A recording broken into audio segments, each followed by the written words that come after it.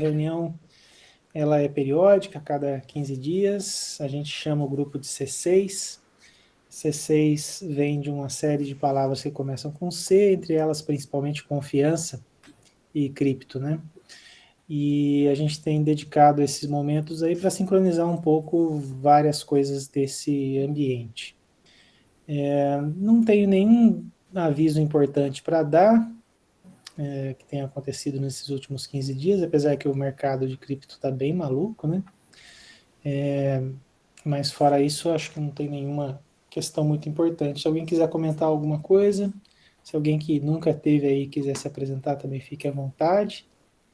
Mas o nosso plano hoje é o Caio.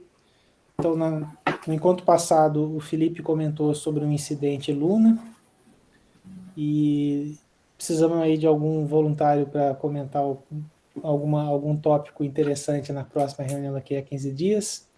Mas hoje o Caio ficou de apresentar para a gente a linguagem Rust. E aí eu vou deixar o Caio se apresentar também, Caio. Eu acho que rapidamente vale a pena, né? Dizer um pouquinho quem é você. E aí fica à vontade. Toca a apresentação. Beleza. Bom dia para todo mundo. Meu nome é Caio. Eu estou aí para fazer uma IC com o professor Arlindo, né, nessa área de blockchain. Eu estou no BCT e estou pretendendo seguir para a área de ciência da computação. Vou transmitir a tela aqui.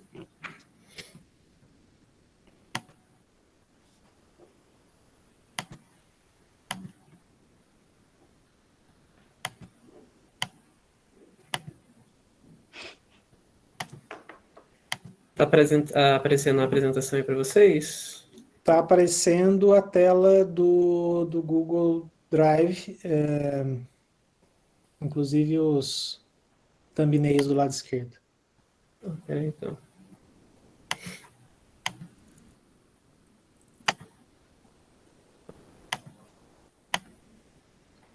Pronto, acho que agora está certo, né? A apresentação. Continua aparecendo a tela do não, Google mas Docs. e agora sim, ok. Agora Perfeito. Sim. Beleza. Eu vou falar um pouco da linguagem Rust, né? Eu não sei se o pessoal já conhece, mas vou falar um pouco sobre ela. Vou começar falando um pouco sobre o primeiro slogan dela. Eles já mudaram várias vezes, mas eu acho que o melhor que fala sobre o que é a linguagem é esse primeiro, que é a Safe, Concurrent and Practical Language, que, de acordo mesmo com a linguagem, né, com esse slogan, ela está visando 3 objetivos, que é segurança, performance e a concorrência. O porquê do Rust? Ele foi criado por causa de alguns problemas, né? A gente tem bastante linguagens que tem um controle de memória em baixo nível, como C e C++, que, como acho que o pessoal normalmente já sabe, né? O controle de memória dele é muito bom, com as funções que ele tem. Porém, são um pouco difíceis de se utilizar essas funções. Então, acaba que tem muitos problemas de memória, né? Os memory leaks, que é o vazamento de memória. Isso acaba trazendo uma menor segurança para os códigos que são escritos nessa linguagem. Daí, do outro lado, a gente tem algumas linguagens, né, como Java, como Python, que eles têm um menor controle, você não fica acessando manualmente memória igual no C, mas eles têm uma maior segurança, por causa que eles possuem garbage collector, que toda a memória que é alocada na heap, o código automaticamente, né, de uma forma automatizada, vai liberando essa memória, então não tem um perigo de você estar acessando uma memória indevida, né, então por isso que ele é mais seguro nesse sentido. O Rust, ele veio para juntar os dois, né, você tem um maior controle, você controla bem a memória, e você tem uma maior segurança. Ele junta os dois. É uma linguagem rápida, porque ela é compilada, diferente do Python, por exemplo, né? Acho que ela é compilada diretamente para o código de máquina e ela não possui runtime igual o Java. Né? O código não roda numa máquina virtual. Então ele tem uma velocidade que é comparável ao C e ao C++, que são as linguagens assim, meio que mais rápidas que a gente tem, né, normalmente utilizado. Ele também é rápido porque ele não possui esse garbage collector, né? O gerenciamento de memória dele, o garbage collector, ele é bom muitas vezes, porém ele é muito, deixa o código lento. E como ele não possui esse, ele acaba sendo mais rápido, né? A parte do gerenciamento de memória dele é feito durante a compilação. Ele é confiável, tanto por conta dele ser seguro no sentido da memória, mas também quando há erros de programação, o compilador ele é muito mais inteligente do que um GCC, por exemplo, do C. Ele não deixa o código compilar e também ele mostra o erro certinho, a linha, o motivo de ele não estar compilando. Aqui eu vou ter um exemplo do gerenciamento de memória dele em tempo de execução. A gente tem aqui que esse código ele não vai ser compilado. Por quê? Você cria uma string, né, ele recebe a string test aqui, depois eu crio outra string, a string 2, e ela vai receber a string 1. E eu tento printar, né, mostrar na tela a string 1. Ela não vai estar sendo compilado porque o gerenciamento de memória vai pensar, né, vai entender que a string 1 já não é mais necessário. Ou seja, quando você atribui a string 1 para a string 2, a memória da string 1 foi automaticamente limpa. Então não é mais possível acessar o seu conteúdo. Agora falar um pouco do gerenciamento de memória. Em C, né, a gente tem isso daqui. Eu criei uma extract que possui duas variáveis, né, inteiros, A e B, e criei uma função que vai alocar memória para essa extract e vai atribuir um valor à variável A da extract, um valor qualquer. Aí a gente tem que, na memória stack, a gente tem a variável ponteiro, e na memória heap, que a gente alocou pelo malloc, a gente vai ter o conteúdo de A, que foi meu 24, e o conteúdo de B, que é lixo de memória, porque a gente não atribuiu nada. Para a gente conseguir fazer a limpeza, né, desalocar essa memória da heap, a gente tem que chamar a função free. Isso em C. Já em Rust, todo esse processo ele é um pouco mais automatizado. Eu criei a extract também, que recebe valores inteiros, né, por esse i32. Estou criando a variável ponteiro daí numa função. Essa função box new aqui, ela vai alocar a memória na heap. É exatamente isso que ela faz, né, alocar a memória na heap, no caso da strict. E depois eu pego e atribuo o valor 1024 ao ponteiro, ponto A. É a mesma coisa, na stack a gente tem o ponteiro, na heap a gente tem A e B. Mesma coisa, o B é lixo de memória, porque a gente não atribuiu nada, e para o A gente tem 1024, que é o conteúdo. Só que, diferente, a gente não precisa dar um free nisso. Ele automaticamente vai limpar a memória, vai desalocar, quando sai da função. Ele já é inteligente o suficiente para desalocar essa memória. Então, ele sai da função e a memória é liberada. Isso é bom por alguns motivos, né? Na parte da segurança, a gente tem o alias, ou aliasing, né? Que é quando diferentes variáveis apontam para o mesmo local na memória. Um exemplo aqui em C. Eu criei uma variável de teste, que é inteiro, e criei uma struct. É a mesma struct de antes. Eu só não coloquei aqui por causa do espaço mesmo, mas é uma struct que tem duas variáveis A e B inteiras. Eu aloquei espaço e depois criei uma outra struct que recebe a primeira. Eu liberei a primeira struct, não tem mais a memória dela, mas eu consigo colocar nessa variável teste um valor do ponteiro 2, que estava apontando para o primeiro ponteiro, né, para a primeira struct. Isso é um uso errado, né, porque eu já tinha dado free no primeiro, que era o que realmente apontava para a memória na heap. Eu estou conseguindo utilizar o segundo, e isso não devia estar ocorrendo. Além que eu posso dar um free nesse segundo ponteiro, e vai ser um double free, porque o ponteiro 2 apontava para o mesmo espaço de memória que o ponteiro 1. Só que eu já tinha dado um free do ponteiro 1. Para resolver esse tipo de problema, o Rust ele possui esses dois seguintes sistemas, que é o ownership, né, os recursos que são armazenados, né, são alocados na memória, eles só podem ser controlados, no caso owned, por uma variável por vez. E o borrow, que outras variáveis elas podem pedir emprestado esse controle, elas podem virar o controlador desse recurso, né, desse espaço de memória.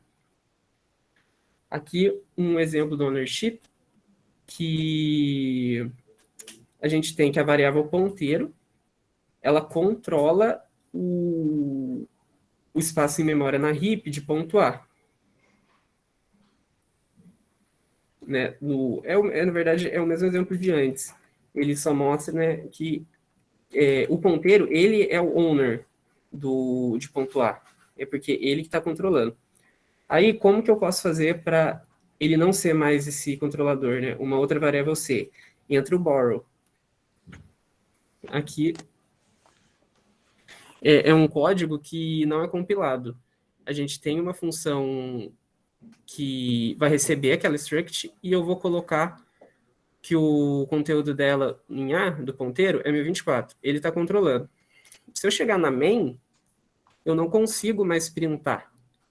Porque quando saiu da função de teste, ele liberou o espaço. Vamos lá, vou explicar um pouco melhor.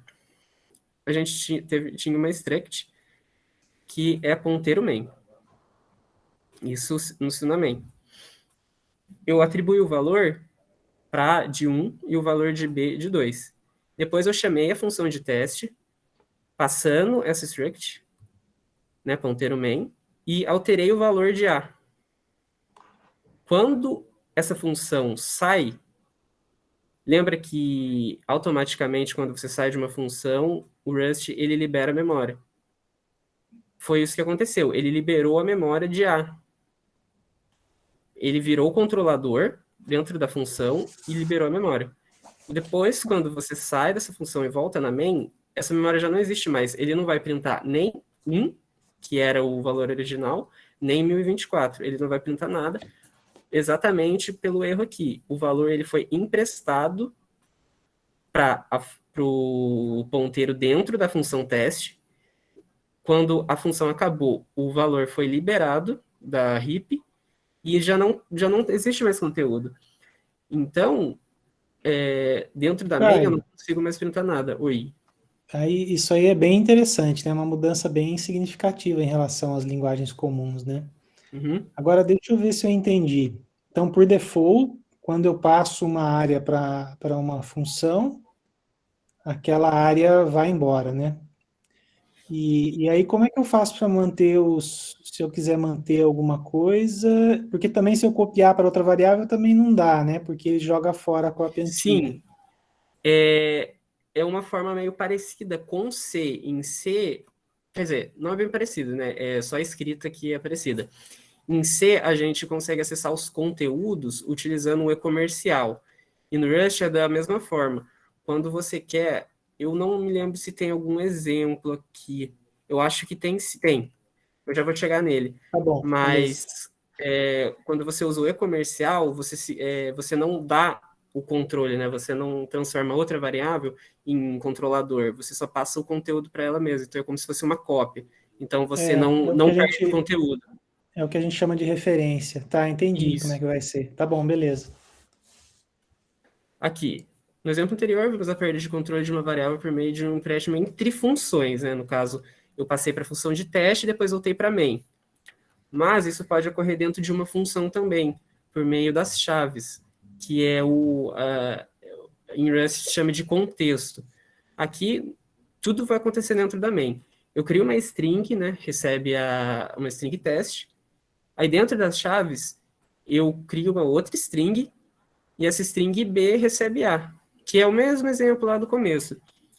Quando sai do contexto, né, sai das chaves, o B, que virou o novo controlador de A, ele libera a memória. Então, não consigo mais printar por meio de A, pela variável A, porque o B liberou a memória de A. O espaço na heap, que antes era o controlador, mas depois virou a B. Então, o código ele não é compilado e ele mostra certinho o erro, fala certinho aonde aqui, ó. O valor foi emprestado aqui, na B igual a A. Só que, às vezes, a gente precisa atribuir esse recurso a outra variável, mas a gente não quer que ele perca o controle, né? Então, a gente não quer que libere o espaço. E daí a gente tem um código, ele é basicamente a mesma coisa desse anterior, só que ele não vai liberar memória. Eu vou conseguir printar a variável A mesmo depois das chaves. É aqui. Eu crio de novo uma string A, que vai receber essa palavra no teste. Abro chaves, crio outra variável B, que ela é desse tipo referência. É o e-comercial string, que é o tipo. E B vai receber o conteúdo de A, né, uma referência aqui. Mesmo depois das chaves, B, ele não virou o controlador do espaço da memória. Então, ele não vai liberar a string que estava na heap. Então, mesmo depois das chaves, o A continua o controlador, não perdeu o conteúdo, então eu consigo printar o conteúdo de A. Tem outra coisa nesse sistema de segurança do Rust, que é o lifetime. Né? Aqui usando um código que ele é parecido, ele não é idêntico, mas ele é bem parecido, a gente consegue entender esse lifetime, né? Que significa tempo de vida de uma variável. Eu crio uma variável B, que vai receber uma referência, igual no anterior, mas isso fora das chaves. Dentro das chaves, eu crio uma variável A, que vai receber uma string mesmo. O B vai receber uma referência de A. E daí eu fecho chaves e tento printar o conteúdo de B. Esse código não vai ser compilado, porque quando você sai das chaves, é o contexto, né, como eu já disse, tudo que aconteceu aqui, ele é esquecido. Então, B, que tinha um conteúdo de A, ele vai ser esquecido. Ou seja, o valor emprestado, aqui é o erro de compilação, o valor emprestado não viveu o tempo suficiente. Quando sai de contexto, a variável B já não tem mais o conteúdo de A, que era o tempo de vida da variável B era dentro das chaves. Então, ela já não tem mais esse conteúdo e, por isso, você não consegue printar ela fora. Se esse print estivesse dentro das chaves, conseguiria, mas como ele está fora, não, né? Porque a variável morreu, a gente pode dizer assim. Então, Caio, pode voltar um slide? Eu achei muito interessante. Então, porque isso não tem mesmo, né? Em linguagem C++. Então, ele tem não. uma espécie de controle da cadeia, né? Uhum. E agora, tem uma coisa que eu fiquei com vontade de falar, porque pode ser que nem todo mundo saiba. Mas essa ideia de abre-chave, fecha-chave, essa ideia que você tem chamado de contexto, ela também existe dentro de Java e C e C++, né? O que é declarado dentro de um contexto é liberado, o que é declarado estaticamente dentro de um contexto é liberado quando fecha aquele contexto. Agora, aqui, então, ele controla quando ele mata todas as variáveis que são usadas dentro do contexto, inclusive o que reflete fora, né? Muito Isso. legal, interessante. Bacana. Desculpa interromper. Ah, não, sem problema. Então, né? Aí então a gente vê o porquê o Rust. A gente já sabe que ele é rápido e que ele é seguro. Só que ele tem outras vantagens, né? Ele é utilizado bastante em aplicações que rodam em cima de rede blockchain por causa disso, né? De sua velocidade e segurança, como o Solana. As aplicações que são escritas em cima do Solana, né, da rede blockchain do Solana, você pode escrever em Rust, né? No começo, se eu não me engano, era em C, mas eles colocaram bastante suporte em Rust e agora o Rust é como se fosse a linguagem oficial deles. Então, além da sua segurança e da sua performance, ele possui outra vantagem, que é o que estava falando no seu primeiro slogan, que é a concorrência, ou seja, o uso de vários threads de um processador para você executar as tarefas. Não sei se todo mundo sabe, né? Mas a concorrência.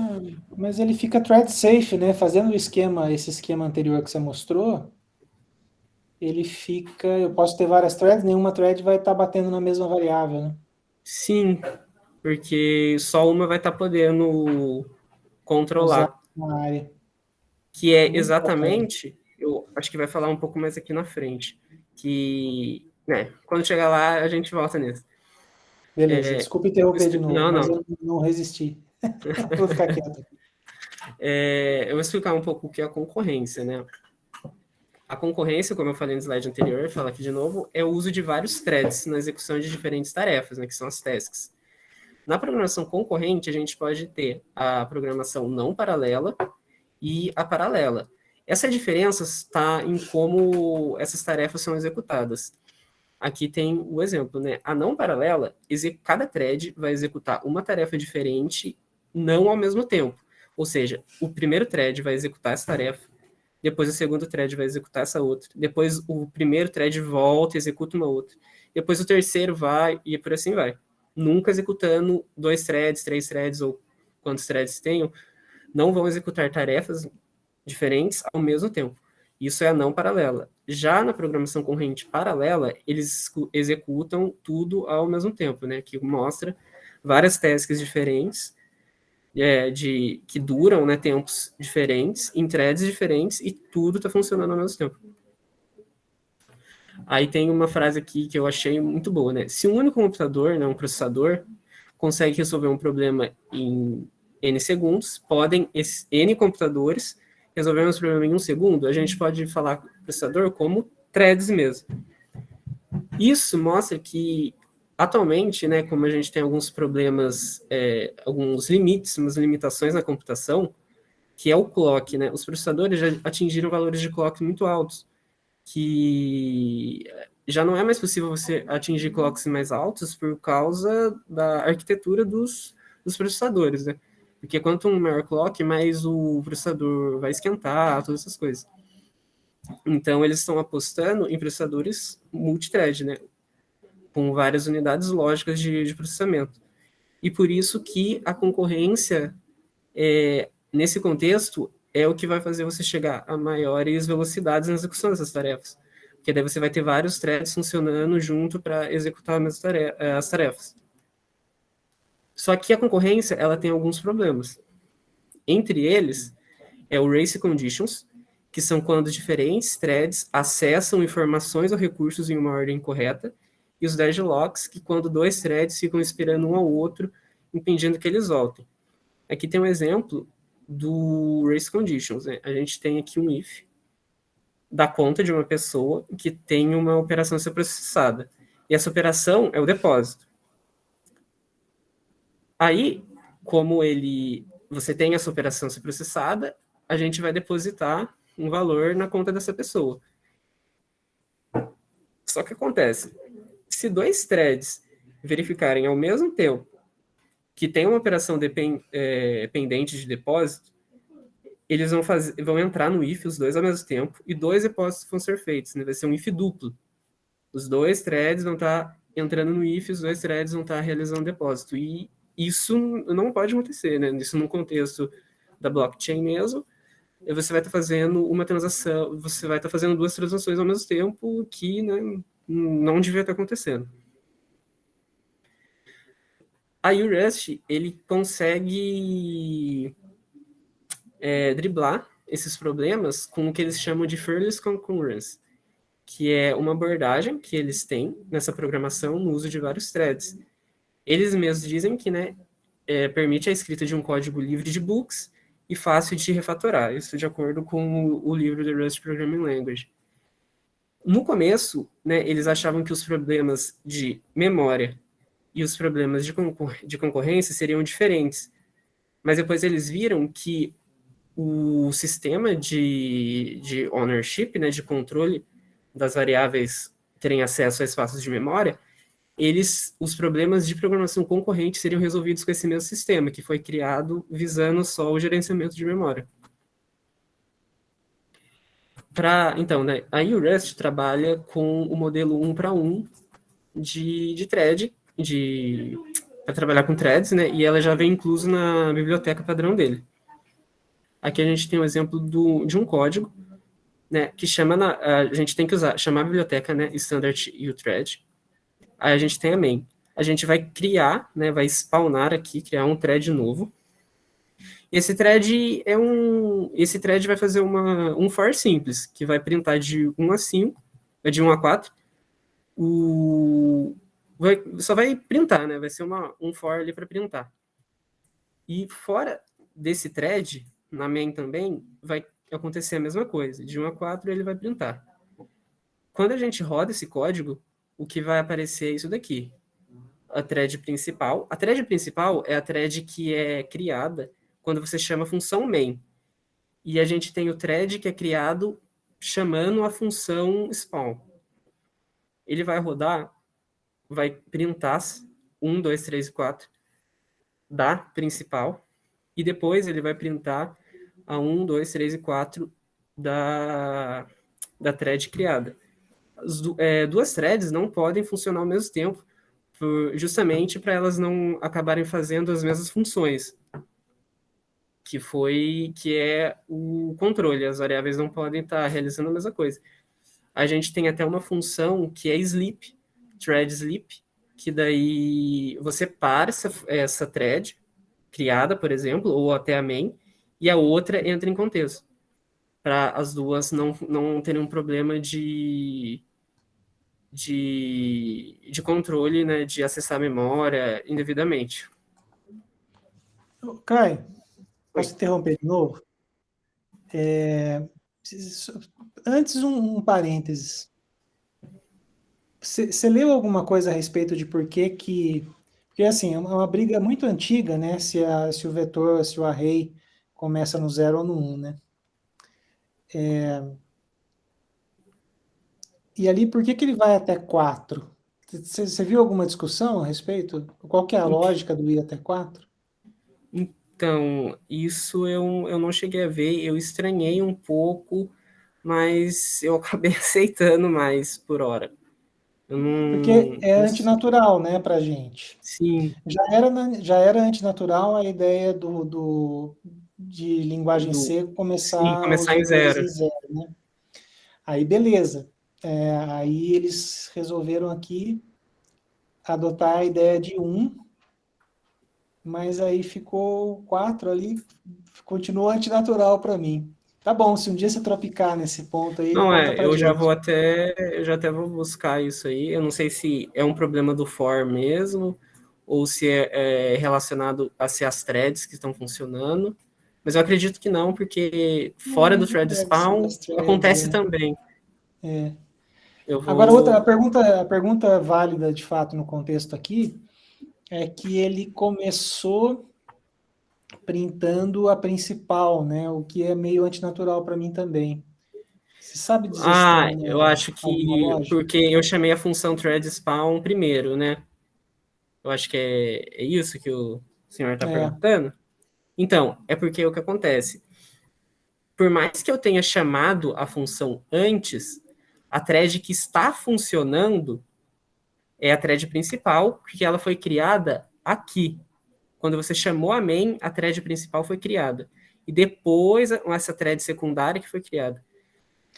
Então, A main está funcionando antes, porque daí ela vai até o 4, né? Que na verdade acho que deveria ser 5, mas aí ela como se ela pausasse e é só depois que a secundária entra em contexto. Se eu tivesse chamado aquela função de sleep isso. aqui, se eu tivesse colocado a cada um, né, do for, a cada i, perdão, do for, eu tivesse um sleep aqui, elas seriam Ia variadas no, intercalar. sim, elas iriam intercalar, porque daí eu pausei a principal, aí entrou a secundária, aí a secundária também pausa, e daí volta a principal, e fica isso até acabar. Tá, e deixa eu te perguntar mais uma coisa, só para me certificar da lógica aqui. Se tivesse ao contrário ali, né? Se você tivesse o principal e depois do principal você tivesse colocado o thread spawn. Então a lógica não ia mudar, né, a saída, né? Eu ia escrever a principal e depois ia escrever o criado, né? Então, eu não vou saber responder mesmo, porque eu não cheguei a fazer esse teste. Eu até estava querendo fazer e acabei esquecendo. Mas, respeitando essa lógica, sim, porque o thread principal mesmo está sendo criado quando se chama a função main, né, no começo da função main. Então, Tá, seria o principal e só depois o secundário. tá. Tá bom. Não, perfeito. Obrigado pela resposta. Ainda fiquei em dúvida, por exemplo, se você criasse 3 blocos, né? Se você, além Sim, de um, se fizesse dois spawns, um dentro do sim, outro, ia rolar. então, aí seria, acho que por ordem, seria o primeiro, aí depois só o segundo, né? Porque aí sim valeria a ordem de chamada, como se fosse uma função, valeria a ordem de chamada das funções, Tá porque bom, daí eles são secundários. beleza, obrigado. Tá, daí a gente tem que a Solana é uma das redes blockchains mais rápidas, né? Como eu já falei, ela usa o Rust. Para elas ter esse título de uma das mais rápidas, ela possui várias tecnologias, mas entre elas é o C-Level, que ele é um runtime de smart contracts que funcionam em paralelo. Né? O C-Level, ele diz isso, a cada transação, nas transações é um vetor com instruções, ela diz para a máquina virtual, né, do runtime qual conta vai receber, né? Perdão, de qual conta ela vai ler, né? Por exemplo, eu estou fazendo uma transação para outra pessoa. Então, o runtime, né, o C-Level, ele sabe que é da minha conta que vai sair e sabe qual conta vai receber. Então, antes de acontecer a transação, ele passa essas duas contas e ela consegue organizar e programar que essas ações de leitura e de escrita elas sejam executadas em paralelo. Então, ao mesmo tempo que o dinheiro sai da minha conta, né? Tipo, eu tiro o dinheiro da minha, eu realizo uma operação de retirada, a outra conta ela tem uma operação de depósito, né, de receber esse dinheiro, eles fazem ao mesmo tempo. Ele não tira primeiro da minha conta e depois passa para outra conta. Elas são feitas ao mesmo tempo, em paralelo. E por isso que é utilizado o Rust, porque já que ele utiliza isso de paralelismo, né, de concorrência, o Rust é a linguagem perfeita para isso, já que a gente tem uma segurança maior quando se trabalha, né, com vários threads aí. E era isso.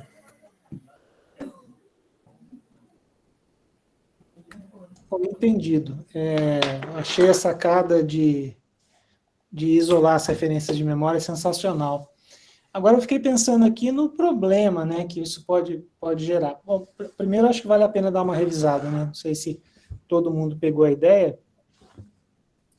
de que basicamente eu mudo, eu não tenho a possibilidade de ter duas cópias do mesmo conteúdo, Isso. né?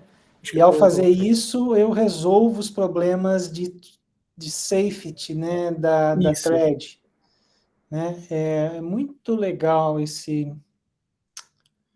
muito legal essa ideia. Agora, depois a gente precisava pensar se cria algum problema novo para o programador, né? Porque pode ter situações em que talvez eu queira ter mais de uma cópia e aí a linguagem barra, né? Então a linguagem transforma, olha só que legal, a linguagem transforma situações potenciais de erro de runtime em erro de compilação,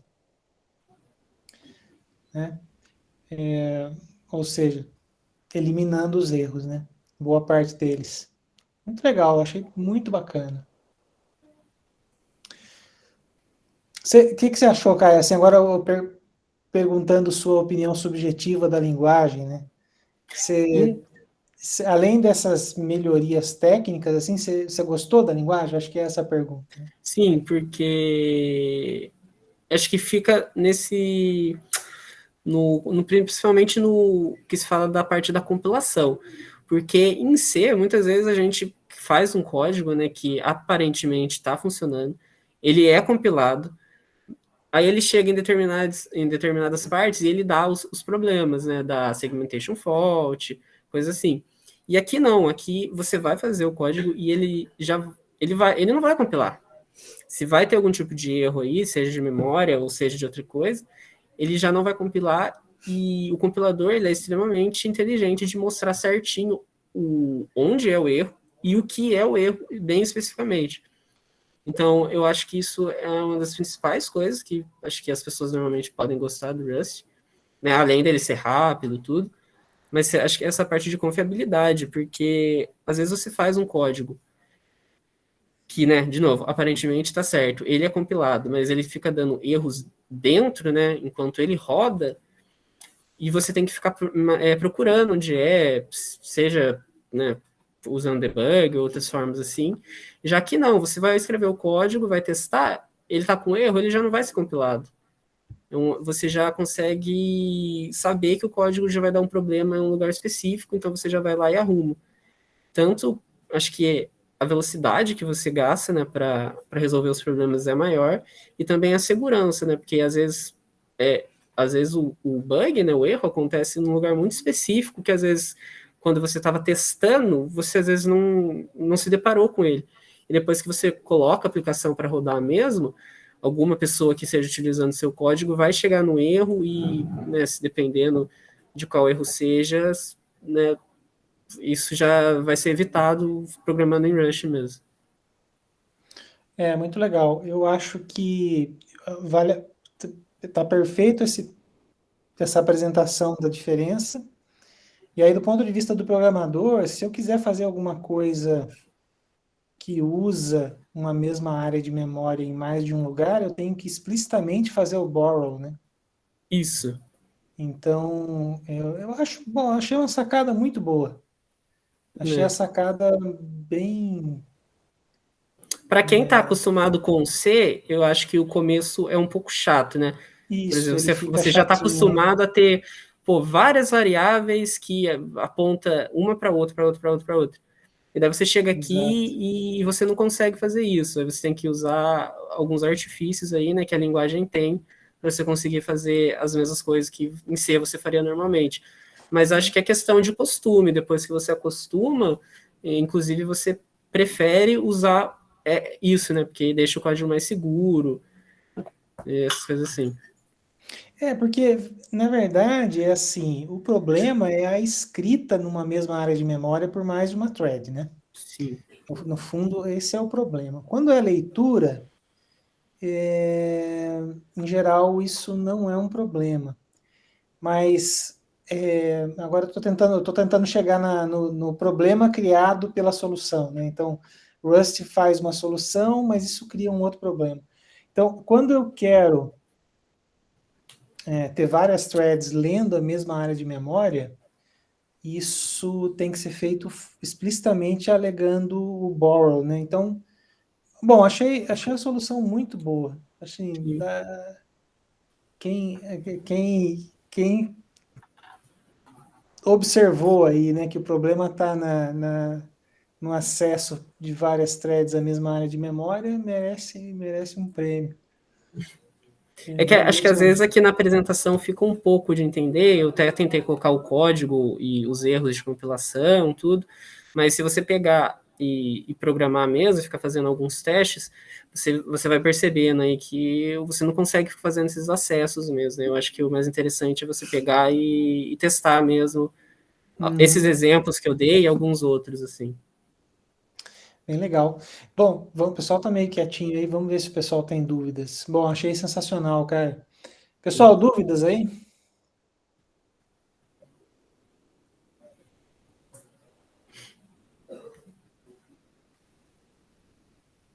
Sem mais dúvidas? Bom, então, no fundo, acho que fica uma sugestão para usar Rust, né? Usar Rust aí no futuro e pensar em aprender Rust. Bom, se você já sabe C ou C++, fica meio tranquilo, né? Sim. Ela tem algumas que, para mim, algumas dificuldades ainda, né? A gente pode. Que nesses códigos não tem muito. Mas eles têm bastante desses dois pontos. Eu acho que isso tem C++, se eu não me engano, porque eu não sei C++, mas em C, até onde eu vi, Não não tem, tinha.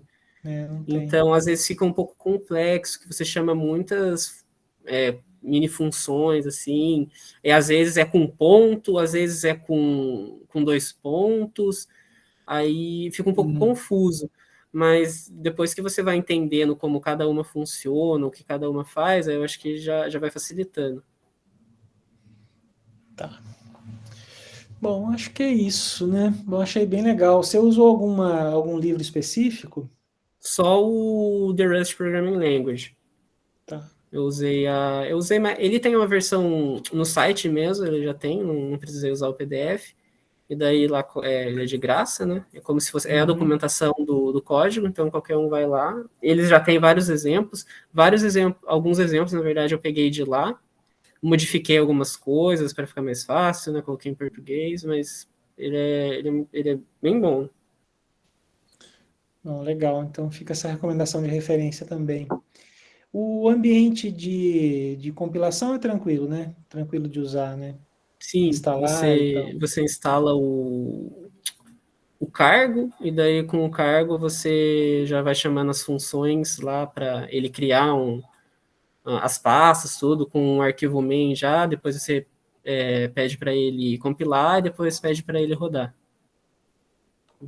Isso você faz direto do terminal, né, da linha de comando, mas aqui em todos esses prints eu usei o Visual Studio Code, e daí eu já tinha quando você instala uma extensão já do Rust mesmo, é oficial deles, ele já vem com, eu vou até procurar, que eu acho que aparece aqui em algum print. Ah, não apareceu. Mas ele já fica com uma opção de rodar, então ele automaticamente já compila o código e roda, então você não precisa ficar se preocupando tanto em usar o terminal lá. Uhum. Bom, bem legal. Bom, na verdade a gente foi um pouco para entender esse tema aqui, para entender por que que Solana era tão rápida, né? E mais adiante, em algum outro momento, a gente pode apresentar os outros elementos de Solana, né? Tem uma coisa em particular que eu acho muito elegante em Solana, que é a Proof of History, que eles criaram um esquema que permite ordenar automaticamente as transações ao longo do tempo. Bom, o esquema é muito elegante, a gente precisaria de mais tempo aí para apresentar mais detalhes, né? Pode fazer isso num outro momento. Pessoal, então vamos agradecer o Caio. Valeu aí, Caio. Obrigado, foi bem divertido. Eu tô com. Antes da gente caminhar para o fechamento, eu vou até parar aqui já essa gravação, porque a parte que interessava já foi.